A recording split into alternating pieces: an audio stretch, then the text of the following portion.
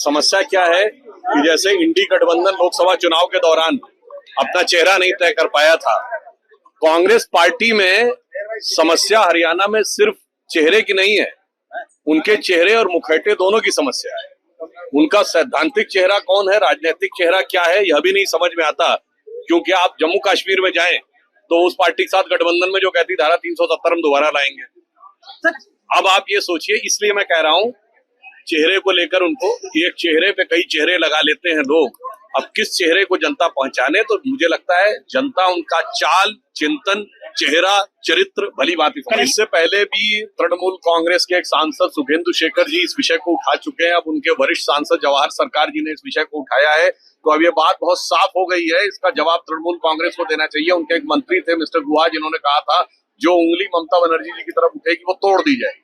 तो अब मैं कहना चाहता हूँ उंगली तो उनके पार्टी के अंदर से उठने लगी है। देखिए समस्या क्या है कि समाजवादी पार्टी और उनके सहयोगी कांग्रेस पार्टी, इंडी गठबंधन की जो पार्टियां हैं, ये सब एक दूसरे के बारे में बोले चाहे जो, मगर एक मामले में बिल्कुल साफ है। याद करिए मध्य प्रदेश का चुनाव हुआ था तो अखिलेश जी ने क्या बोला था, कांग्रेस के लिए बहुत चालू पार्टी है, और कांग्रेस ने क्या कहा था, चिरकुट पार्टी है। ठीक, ये चिरकुट और चालू कहकर एक दूसरे का कर रहे थे अभिनंदन, मगर जैसे ही पत्थरबाजों, अपराधों और आतंकवादियों की बात आती है, सब एक दूसरे को लगाने लगते हैं चंदन।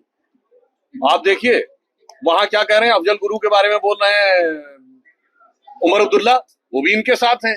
और यहाँ पर तो इनकी हालत ये हो गई है इंडी गठबंधन वालों की, अखिलेश यादव जी की, कि वो लैला मजनू कहानी सुनी थी ना, कि अगर पत्थर उनके पड़े तो लैला के ऊपर चोट लग जाती थी। तो मुझे लगता वैसा ही कुछ संबंध इनका अपराधियों के साथ हो गया है।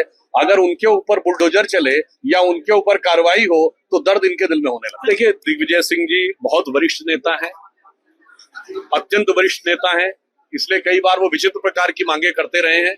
इसके लिए वो बहुत विख्यात रहे हैं विगत लंबे समय में। और उनका जो अपरिमित ज्ञान है कि कार्रवाई होती नहीं और वो बता देते हैं कि ये होने वाला है। याद करिए ना, एक उदाहरण देना चाहता हूँ, 26/11 का हमला हुआ, उनकी सरकार ने, कांग्रेस की सरकार ने कहा हाफिज सईद ने कराया, दिग्विजय सिंह जी ने कहा आरएसएस ने कराया। तो इतना अद्भुत ज्ञान जिन वरिष्ठ नेता के ऊपर हो तो उस पर टिप्पणी करना मैं अनाधिकार चेष्टा मानता हूं। देखिए मैं कहना चाहता हूं भारत अब एक नए स्वरूप में आगे बढ़ रहा है। भारत के हर नागरिक को स्वास्थ्य और आरोग्य उपलब्ध कराना हमारी सरकार और विचार परिवार का दायित्व है। और मैं कह सकता हूं कि भारत दुनिया में जो एक वैकल्पिक ज्ञान के आधार के ऊपर स्वास्थ्य को संरक्षित करने का प्रयास कर रहा है, आरोग्य भारती का काम उस दिशा में एक मील का पत्थर है।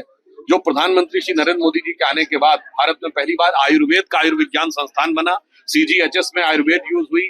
कोविड काल में आपने देखा पूरी दुनिया में आयुर्वेद का विस्तार हुआ, और WHO ने अपना international centre for traditional medicine का केंद्र भारत में बनाया। तो मैं कह सकता हूं ये बदलते भारत का एक नया स्वरूप अमृत काल में हमें इस कार्यक्रम के माध्यम से देखना चाहिए। वीके न्यूज, राष्ट्र के नाम।